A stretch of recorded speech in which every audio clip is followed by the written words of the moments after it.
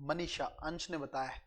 अब ये भिवानी शायद हरियाणा का कोई एक स्थल है, वहां से ये चीजें निकल कर आई हैं। अब कहा ये जा रहा था, देखो शुरू में, कि जिस तरीके से वो लड़की मारी गई है ना, उम्र ज्यादा कुछ है नहीं, टीचर है प्ले स्कूल की, तो उसको अब कहा यह जा रहा था कि भाई वो जैसे उसके साथ रेप हुआ हो या वैसे उसको बहुत बुरे तरीके से मारा गया है ना। घर वालों ने पोस्टमार्टम भी नहीं मतलब अंतिम संस्कार करने से भी मना कर दिया है। 3 से 4 बार उसका पोस्टमार्टम भी हो चुका है। तो पुलिस जो है अपनी चीजों को बदल रही है। हालांकि सरकार ने कदम उठाते हुए वहां के एसपी को, एसएचओ को निलंबित जरूर कर दिया है, लेकिन अल्टीमेटली ये है कि सच तक अभी भी शायद मुझे लगता है पहुंचा नहीं जा रहा है। लोग विरोध कर रहे हैं। और सच, पुलिस का कहना यह है कि उसने अब खुदकुशी की है ना। उसने कीटनाशक टाइप का एक जो जहर था वो पी लिया था, और उसने एक सुसाइड नोट जो है वो लिखा हुआ है कि अपने माता पिता को लेकर। लेकिन उसके माता पिता का कहना यह है कि वो जो नर्सिंग करना चाहती थी, वो जीवन में आगे बढ़ना चाहती थी, है ना, वो इतनी कमजोर कैसे हो गई कि उसको आत्महत्या करने की नौबत आ गई। सवाल तो ये भी खड़ा होता है, क्योंकि बच्ची को माता पिता बहुत अच्छे से जानते हैं, इतना क्या दबाव आ गया कि उसको कीटनाशक जो है पीने की नौबत आ गई। तो कहीं ना कहीं पे सिस्टम का फेलियर है। मुझे समझ में नहीं आ रहा है इस तरह की घटनाएं आखिर कब रुकेंगी, और हर 2-3 महीने में होती हैं, है ना। कलकत्ता वाला केस अभी शांत नहीं हुआ है, और उसके अलावा बाद भी कितनी सारी घटनाएं और भी देखने को मिलती हैं। कुछ कुछ फेमस हो जाती हैं, कुछ कुछ के बारे में लोगों को पता भी नहीं चलता है। तो मुझे तो समझ में नहीं आता कि भारत के समाज को हो क्या गया है। लोगों में तरस नाम की चीज क्यों नहीं बची। जैसे मान लो, मैं ये बात आज की नहीं, 2012 का निर्भया केस अगर आप लोग देखेंगे ना, तब से ये सवाल मेरे मन में उठ रहा है, और मैंने कई बार क्लासेस में डिस्कस भी किया है। मान लीजिए किसी लड़की को पकड़ा गया है ना, या लोगों ने क्राइम किया, रेप किया उसके साथ, फिर जो आप हैवानियत की जो हदें क्रॉस करते हो, वो तो मानवता को शर्मसार करती है ना। किसी को समझ में आया कि चलो ठीक है, आपके ऊपर आपका दिमाग आपके कंट्रोल में नहीं था। मैं किसी भी बात को जस्टिफाई नहीं कर रहा, पर मैं एक बात कह रहा हूं कि मान लीजिए 2 लोगों ने या 5 लोगों ने लड़की को पकड़ा, चलो रेप किया, समझ में आया, बट अब उसके बाद जो आप उसके साथ दरिंदगी कर रहे हो, आप इस तरीके से उसको मार रहे हो, इतना पेन दे रहे हो, ये कहानी मेरे समझ से बाहर है। ये किस तरह की चीज है? ये तो मानवता को मतलब जो है, ये दरिंदगी है, इसको लेकर आपका मन कैसे एग्री हो जाता है? चाहे आपने कितना भी नशा कर रखा हो, चाहे आपने कितनी भी मादक पदार्थों का सेवन कर रखा हो, कैसे आप इस चीज के लिए रेडी हो सकते हो? कैसे आप जो है खुद को उसकी जगह नहीं रख सकते कि जो पेन से आप उसको जो है गुजार रहे हो, या जिस तरीके का पेन आप उसको दे रहे हो, वो चीज अगर आपके साथ बीतती तो आपको कैसा फील होता। मैं तो यही हमेशा कहता हूं ना कि दूसरों के दर्द को जब तक आप समझोगे नहीं, तब तक आप उसके लिए कुछ कर नहीं पाओगे। और ये 2012 में केस हुआ था, उसके बाद कितने सारे केसेस ऐसे भी हुए हैं। तो कब तक ये समाज जो है ये सारी चीजें करता रहेगा? कब तक जो है हम दरिंदगी की या हैवानियत की हदें इसी तरह से पार करते रहेंगे? कभी ना कभी तो हमें एक रास्ते पे कुछ ना कुछ ऐसे कदम उठाने होंगे। और मुझे लगता है सिर्फ कानून कुछ नहीं कर सकता, सिर्फ सरकारें कुछ नहीं कर सकती। मेरा बार बार कहना एक ही चीज को लेकर है, जब तक समाज को नैतिक बनाने की तरफ प्रयास नहीं किया जाएगा, तब तक इस तरह की घटनाएं नहीं रुक सकती। कानून 2012 में भी सख्त बना दिया, मृत्यु दंड तक की सजा दे दी, अब इससे ज्यादा और सरकारें क्या करें? लोगों को नैतिक बनाना होगा, है ना। घरों में संस्कारों को लाना होगा, बड़े बुजुर्गों की वैल्यू को स्टैब्लिश करना होगा, बच्चों को शिक्षा के साथ साथ नैतिक मूल्यों का पाठ भी पढ़ाना होगा। तब जाके हम जो है भारतीय समाज को नैतिक बना सकते हैं, एथिकल बना सकते हैं। ऐसा नहीं है कि भारतीय समाज पहली बार नैतिक बनेगा।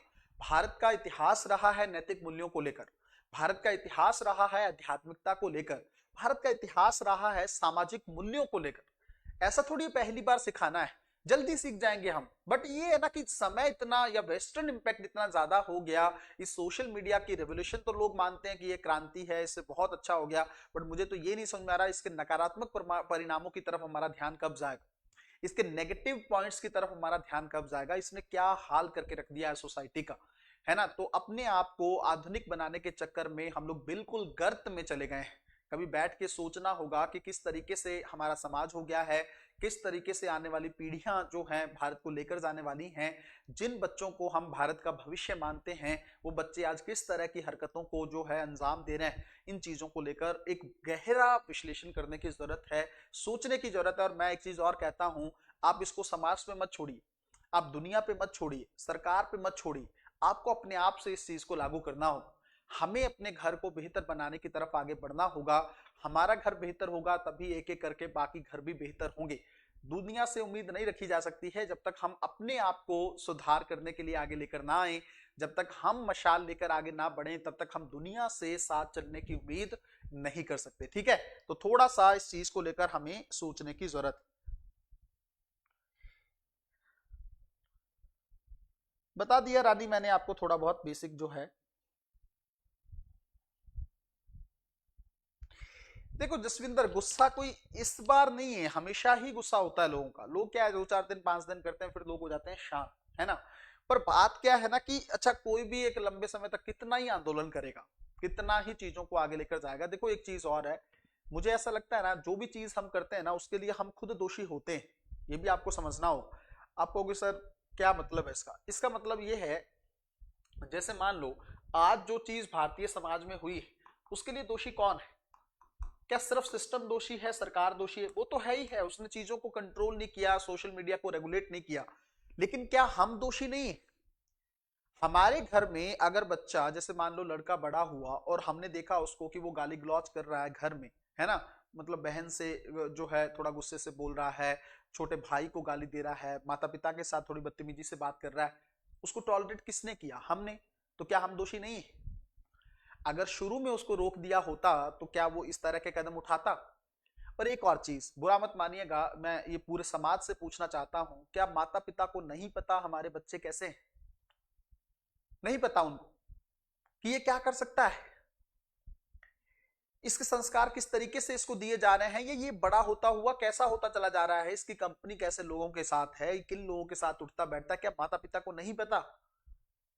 तो जब पता था तो इग्नोर किसने किया? आप ही लोगों ने तो किया। आप लोगों ने इग्नोर किया तो उसका परिणाम देख लो अब क्या हो रहा है। आज माता पिता बच्चों को समय नहीं देते हैं, है ना। एकल परिवारों का चलन हो गया है, जिसके चलते माँ अपने काम में बिजी है, पिता अपने काम में बिजी है, बच्चे को सोशल मीडिया यूज करने के लिए खुला छोड़ रखा है, बच्चे के साथ बात करने के लिए कोई नहीं है। कौन दोषी है इसके लिए? हम समय नहीं देंगे तो उसको कैसे सुधारेंगे? अगर हम समय ही नहीं देंगे, अगर हमारे पास समय ही नहीं है अपने बच्चों के लिए, तो बच्चों की बेहतर परवरिश किस तरीके से होगी?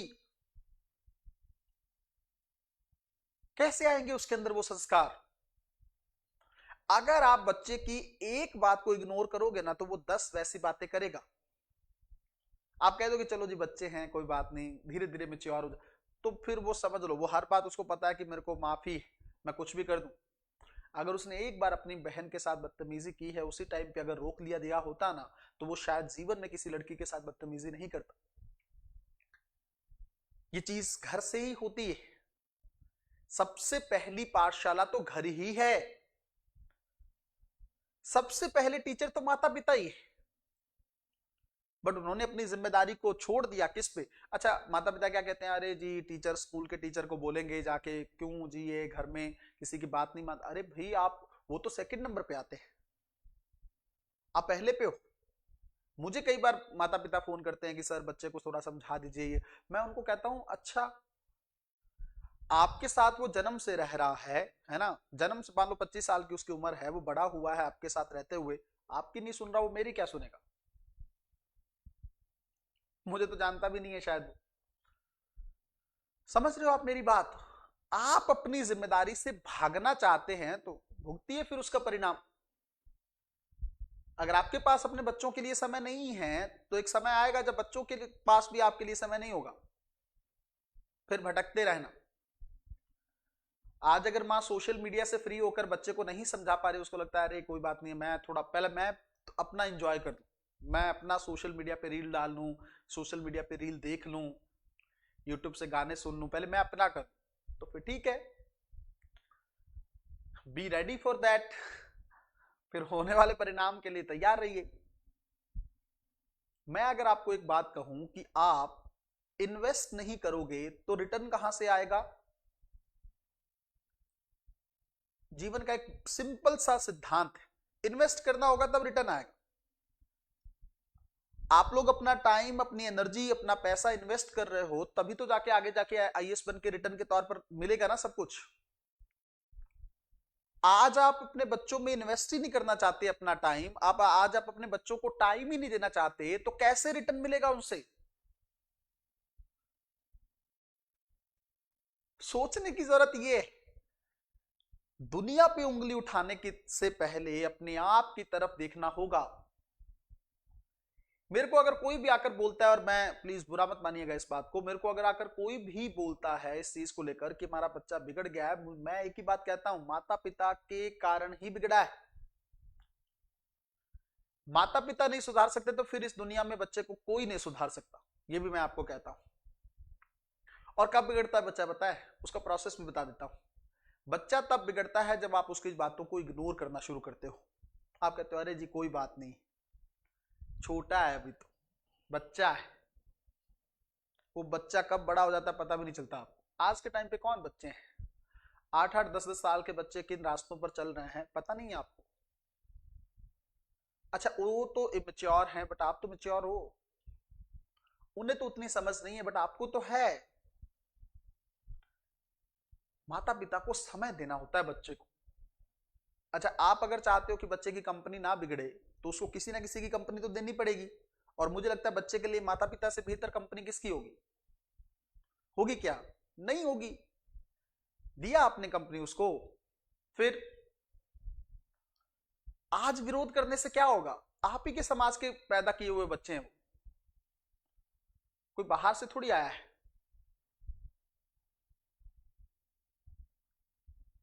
इंसान अगर जानवर बनता है तो उसके पीछे सबसे बड़ा दोषी समाज होता है, उसको जानवर बनाया। एक बात सोचो आप, पुरातन समय में या प्राचीन समय में लोगों के अंदर इस तरह का इम्बैलेंस नहीं था, लोग अनकंट्रोल्ड नहीं थे। क्यों नहीं थे? क्योंकि समाज वैसा था। माता पिता बच्चों के साथ बैठते थे, समय देते थे, उनको नियंत्रण सिखाते थे, उनको सम्मान करना सिखाते थे, उनको अच्छी बातों की तरफ ध्यान लगाना सिखाते थे, तो बच्चे वैसे थे। आज नहीं है तो वैसे। और कुछ बच्चे माता पिता के साथ बैठना नहीं चाहते, तो आपका फर्ज है कि छोटे टाइम से, जब वो 2-3 साल का रहा होगा या रही होगी, उस टाइम में समय दो उसको, जरूरी है। तब जाके चीजें जो हैं बेहतरी की उम्मीद। और धीरे धीरे जैसे हम लोग किसी पौधे को तैयार करते हैं ना बच्चों, ध्यान रखिएगा, बीज डालने भर से काम नहीं होता है। जमीन में बीज बो दिया और पौधा बड़ा होके पेड़ बन जाएगा और हमें छाया भी देगा और फल भी देगा, नॉट पॉसिबल। आज के समय चारों तरफ से उसको कोई ना कोई खतरा है। पहले उसके पनपने का इंतजार करना होगा, वो पैदा हो, फिर उसके सामने एक बाड़ लगानी होगी, उसको पानी देने का समय समय पर ध्यान रखना होगा, उसको प्रॉपर धूप मिलनी चाहिए, और उसकी सिक्योरिटी को सुनिश्चित करना होगा, कोई उसको खा ना जाए छोटे टाइम। जब आप इस तरीके से केयर करते हो ना किसकी, तब जाके वो पेड़ बनता है। दिन रात आपके ध्यान में आपका पौधा हो ना, तब जाके बात बनती है। फिर वो पौधा पेड़ में तब्दील होता है, तब वो छाया के साथ साथ फल भी देता है, और एक नहीं देता है, कई सालों तक देता है। अगर आपके परिवार में एक बच्चा या बच्ची सुधरती है ना, तो कई पीढ़ियों को सुधारेगी वो, ये याद रखिएगा। एक बच्चा बेहतर बनता है ना, तो आने वाली कई जनरेशंस बेहतर बनेंगी। और एक बिगड़ गया ना, वो सुना है ना, एक गंदी मछली पूरे तालाब को गंदा कर देती है। एक बिगड़ गया ना तो पूरी जनरेशंस को खराब कर देगा। समझने की जरूरत है। जब तक ये बातें हम नहीं समझेंगे ना, तब तक नहीं हो पाएगा। तब तक मैं, आप, सरकार, कानून, कुछ भी प्रयास कर लो आप, बेहतर समाज का निर्माण नहीं हो सकता। डर से अगर लोग क्राइम छोड़ते ना, तो छोड़ चुके होते। खौफ से अगर अपराध बंद होने होते, तो बंद हो चुके होते। नहीं हो सकते। एक ही चीज से होंगे, एक ही रास्ता है। आज मान लो, आज से 50-100 साल बाद मान लो, और वो यही है कि लोगों को नैतिक मूल्यों का पाठ पढ़ाना होगा, लोगों को एक अच्छा इंसान बनाने की तरफ लेकर जाना होगा। इस दुनिया की सबसे बड़ी जंग ही वो है, मैंने कई बार बोला है।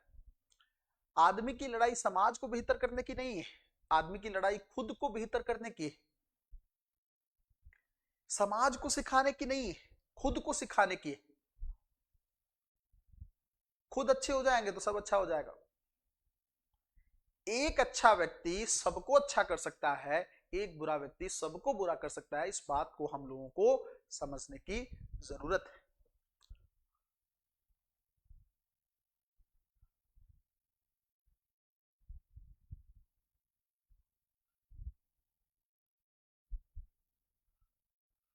अंश कह रहा है कि सर केस के इंफॉर्मेशन कलेक्ट करने में 1-2 साल लग जाते हैं। बिल्कुल सही कर रहे हैं, क्या बात कह रहे हो अंश। रह जाती है फैमिली बेचारी अकेली।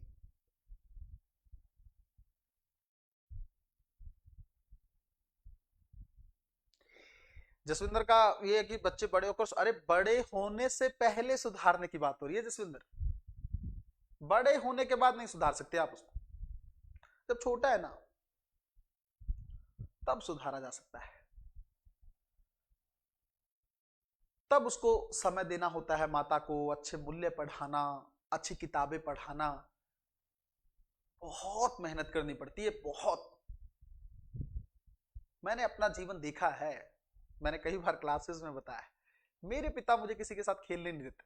आज तक मुझे कई बार दुख लगा है छोटे टाइम पे, अब नहीं लगता है। छोटे टाइम पे मुझे अपने पिताजी, सच मानो तो मुझे अपने दुश्मन टाइप लगते थे। आप कहोगे सर आप अपने पिता के बारे में इस तरह, मैं क्या करूं। मुझे लगते थे, मुझे लगते थे, मेरे लगता था मेरे साथ भेदभाव होता है। बच्चा था ना, नहीं समझ में आती थी। मुझे लगता था कि मेरी बहनों के साथ ज्यादा बेहतर होता है, मेरे साथ गलत होता है। मेरे को ठंडा पानी नहीं पीने दिया जाता, मेरे को कुछ कोई भी ऐसी खटाई वाली चीज खाने नहीं दी जाती थी।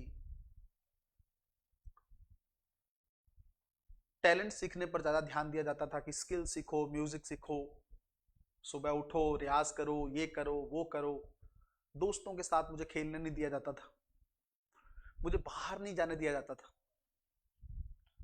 आप कहोगे सर आपके साथ अत्याचार हुआ? नहीं, शायद मेरे पिताजी को पता था कि अगर ये बिगड़ गया ना तो मेरा सब कुछ खराब हो जाएगा। इसके ऊपर पूरी जिम्मेदारी है और इसको सही करना बहुत जरूरी है। शायद वो जानते थे, इसलिए उन्होंने मेरे सामने बाड़ लगा के रखी। जब उनको लगा ना कि ये परेशान है, ये दुखी, तो वो मेरे साथ खेलने लगे, वो मेरे साथ खेलते थे। और कई बार बच्चे हंसते भी थे मेरे पे कि अरे अपने पापा के साथ खेलता रहता है, हमारे साथ नहीं आता। अब मैं क्या करूं, पिताजी का ऑरा ऐसा था कि उनको कुछ बोल ही नहीं सकते। और कई बार मुझे लगता है पिता का ऐसा ऑरा सही भी होता है। आज लोग कहते हैं कि पिता क्यों इतना, मेरे को लगता है सही है। पिता से जो डरता है ना वो जीवन में कभी मार नहीं खाता है। मेरी बात याद रखना आप लोग। जो अपने बाप से डरता है ना वो जीवन में सबसे बेहतर इंसान है। पहले नहीं थी समझ, पहले मुझे लगता था मेरे साथ गलत होता है। और ये कोई एक दिन नहीं चला बच्चों, ध्यान रखिएगा। जब तक मैं बड़ा नहीं हो गया ना तब तक मेरे साथ यही हुआ, बचपन से लेकर अब तक। अभी भी है कई बार, अभी भी मेरे को कई बार किससे मिलना होता है तो वो अरे छोड़ो कहाँ जाना है, तुम बैठो हम लोग बातचीत करते हैं, ये करते हैं। मैं उनको कहता हूँ आप टेंशन मत लीजिए, अब नहीं बिगड़ूंगा। अब हो चुका है, बिगड़ना होता तो अब तक हो चुके होते, बिगड़ चुके होते। लेकिन उनको तो है ही, उनका अपना माइंड सेट। मैं इसलिए कहता हूं, मैंने ये प्रोसेस अपने घर में देखा है, इसलिए मैं हमेशा अब एक दिन में तो नहीं होता, नहीं, कई साल, 15 से 20 साल आपको देने पड़ते हैं। आसान है क्या? अपना सब छोड़ना पड़ता है, अपनी चीजें इग्नोर करनी पड़ती हैं, अपने दोस्तों को छोड़ना पड़ता है, अपने इंजॉयमेंट को छोड़ना पड़ता है, अपने कामों को भी कई बार छोड़ना पड़ता है। तब जाके बच्चा इस तरह का बनता है। मैं आपको अपने लिए नहीं कह रहा कि मैं पता नहीं महान बन गया, मैं जनरल बात कर रहा हूं।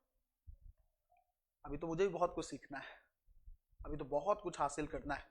मैंने कहा तो है, इंसान की अपने आप से लड़ाई, खुद को दिन प्रतिदिन बेहतर करने की लड़ाई, खुद को अच्छा बनाने की लड़ाई। लोग कहते हैं कि इंसान पैदा हो गया, मैं कहता हूं व्यक्ति पैदा हो गया, उसको इंसान बनने में जीवन लग जाएगा पूरा, क्योंकि जिसके अंदर इंसानियत ही नहीं है वो कैसा इंसान, वो कैसा इंसान है। इसलिए दूसरों को दोष देने से पहले अपने आप को दोष देना सीखना होगा, दूसरों में कमियां निकालने से पहले अपने आप की कमी पकड़नी होगी। जब तक समाज इस प्रोसेस से खुद को नहीं गुजारेगा तब तक अपने आप को नैतिक नहीं बना सकता। मुझे लगता है आज की कहानी हमें यहीं रोकनी होगी, काफी लेट हो गया है। 12 बजे हम लोग थोड़ा सा चीजों को, करंट इसको, इकोनॉमी वाली क्लास को देखते हैं। ठीक है, बहुत बहुत शुक्रिया आप लोगों का, थैंक यू भाई।